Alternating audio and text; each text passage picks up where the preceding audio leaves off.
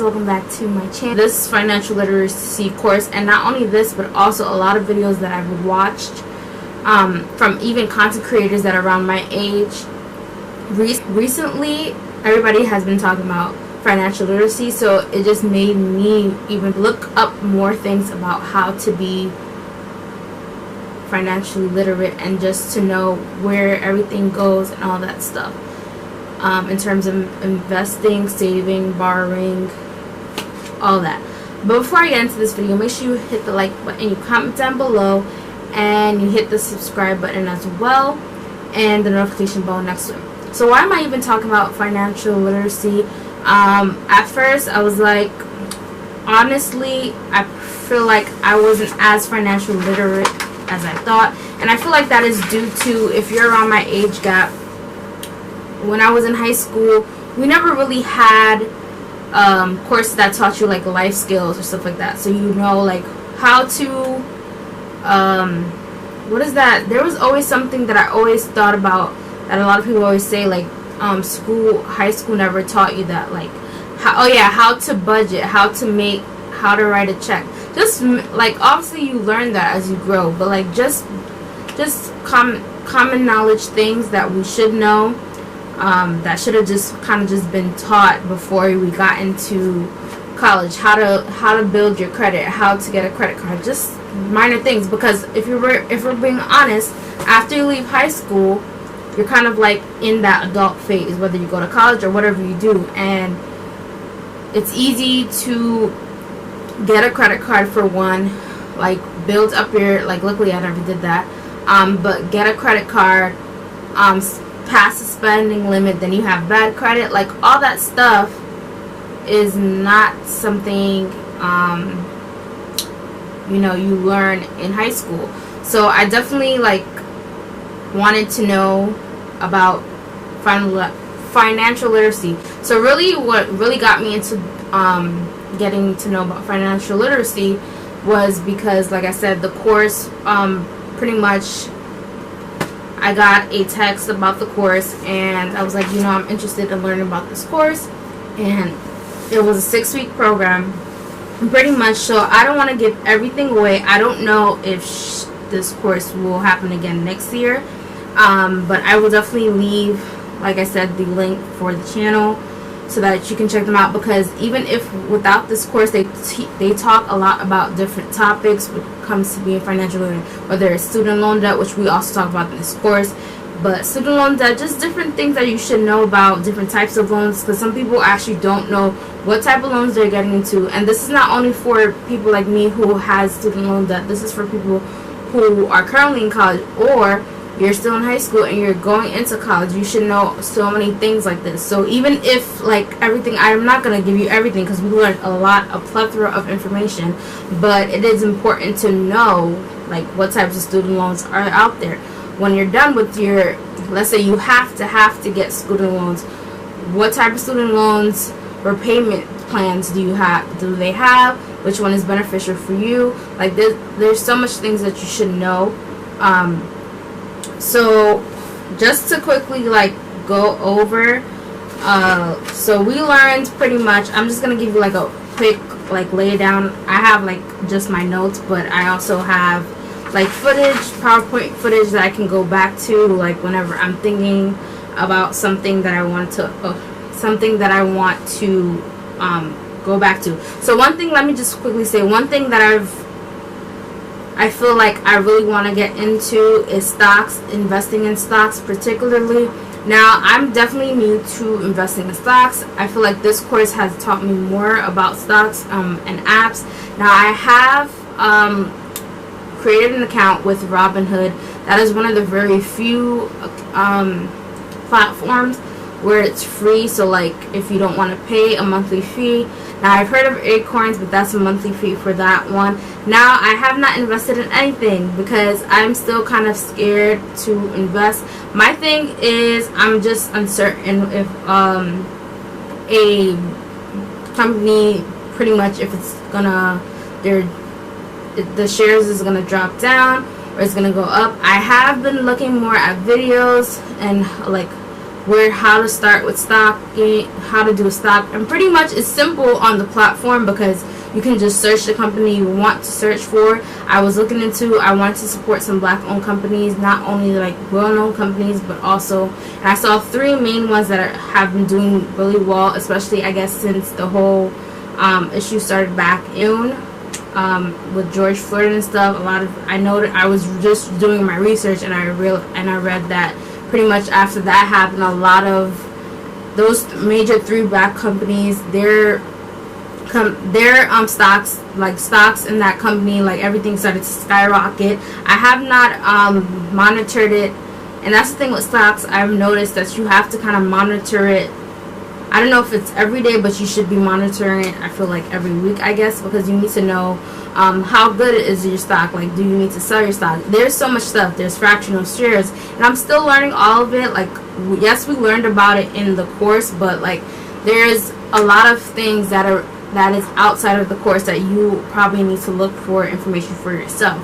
So that's definitely something that I really want to do, investing in stocks. And I feel like me really do my research and see like what are different ways I can make other sources of income, because you never know like when one source of income can fail on you. So it's always good to have some other sources of income, whether it's influencing, investing, whatever it is. It's very important. And like I said, I kept on seeing, and it was funny because a lot of the YouTubers that I follow, I kept on seeing them talking about like, oh, stocks, we're getting into stocks, and I'm like, okay, so this is confirmation, because for a while I was thinking about it, and then I made the account, but I haven't actually put in money. The good thing about Robinhood though that I noticed is you don't have to, so like some people might put $1,000, $2,000, it's up to, like in shares.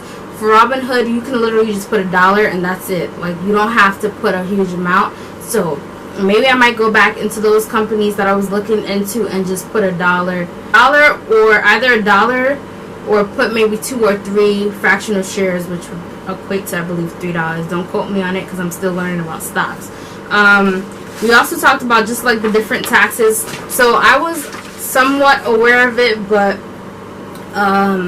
we definitely got more of a breakdown, because sometimes you know stuff, you see it on your like W-2 form, but you don't know exactly everything. So we kind of like learned everything that it has to do with, you know, how much they take, how much taxes are taken and everything depending on where you live. I live in New York, so I did learn that, which I kind of knew, but I didn't know it wasn't in every state. That I didn't know. Like New York, we have like a bunch of taxes, which I don't know why, but we do. So they do take out a lot of taxes. And then we also learned about basically budgeting and like different apps. We did learn about a lot of different applications that you can use to help you budget. I have not looked into any of the apps because honestly, I pretty much kind of go through my banking app and kind of just look to see like everything is everything. Nobody's taking out money out where it's not supposed to be, and I just look at it that way and check my account that way. And we also learned basically about, you know, just having like multiple accounts. Not like, and when I say multiple accounts, not don't go like get 15 accounts, but just if you opening some new accounts can kind of help you within your credit history. I think that was one of the reasons why I wanted to join this financial literacy. And what I liked about this program is that she pretty much asked everyone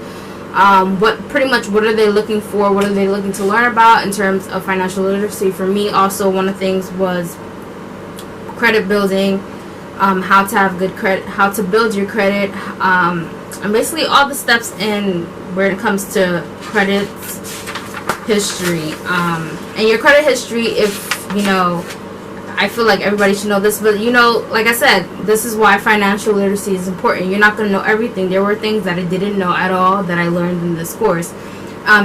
So pretty much just to give you the quick breakdown of your credit history.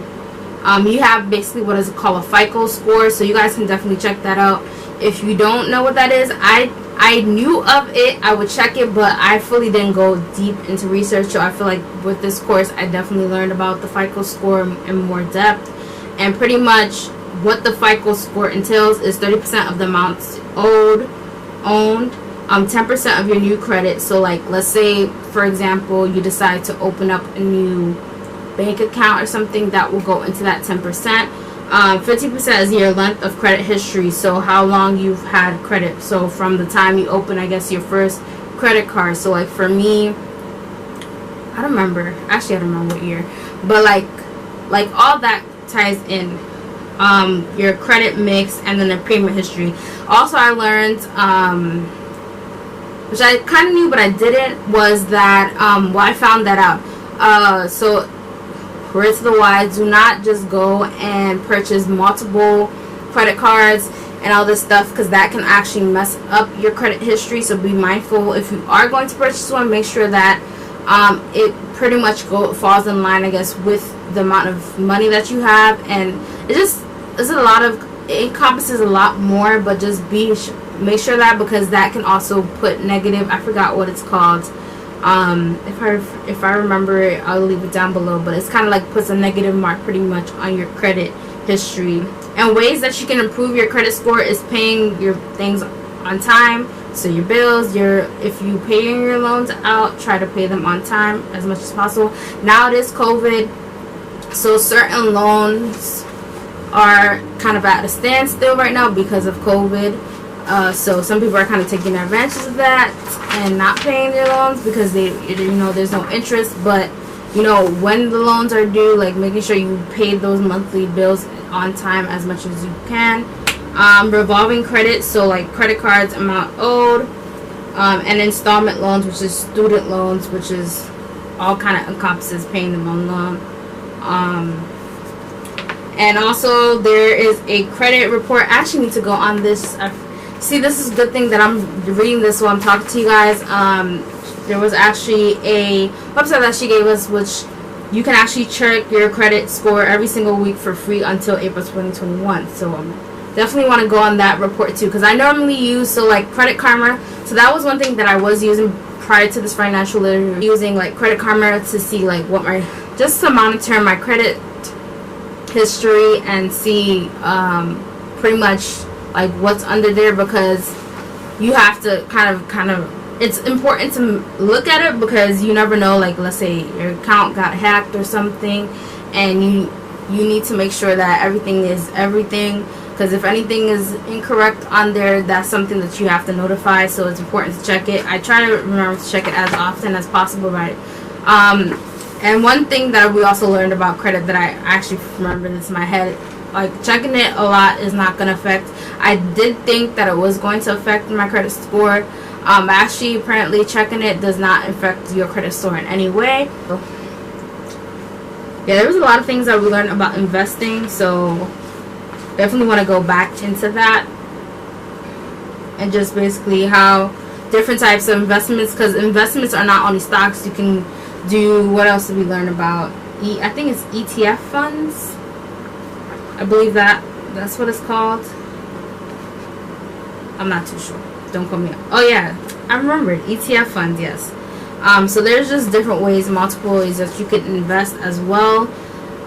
We also learn about, let's say, if identity theft happens, basically how to freeze your credit so that nothing happens to it. Basically the last week was just touching based on like adulthood life stages, so things like owning a car, which I definitely want to go back into this particular thing. Right now I personally don't know. This is something that I'm not really looking to right now, but it's good for the future in terms of buying a home. We talked about that type of stuff, like what is needed. Of course, again, I feel like everything goes back to credit.